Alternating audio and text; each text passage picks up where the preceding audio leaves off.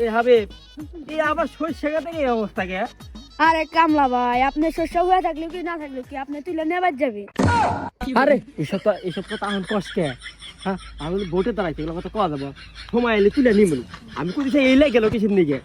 হ্যাঁ, শস্যের মধ্যে কত কিছু করে, একজন একবার বসে একজন নেহা করে, আরো কত কিছু মুদ্রার বসে আরো কত কিছু করে। যাই ওই সমস্যা নাই কে, যাই। ওই দেখেন চেয়ারম্যান সাহেব কি করে। ভাই ভাই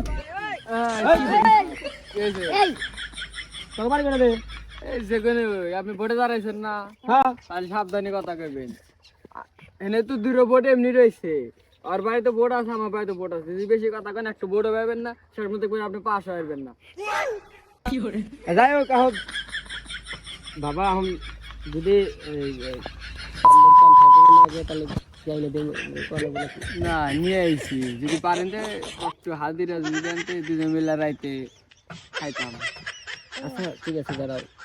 তাহলে বাবা এর হাতে তালে নাও, ঠিক আছে? আর ভোটটা আমাকে দিয়ে দিও। আচ্ছা, আপনি ভোট মানে মার্কা মানে গোটা তাই না? হ্যাঁ, গোটা মার্কা ভোট দিও। চেয়ারম্যান অনেক সুন্দর তাই না? হ্যাঁ, চেয়ারম্যান অনেক বড় মানে মন। এই চেয়ারম্যানে কি আমরা ভোট দেব, ঠিক আছে?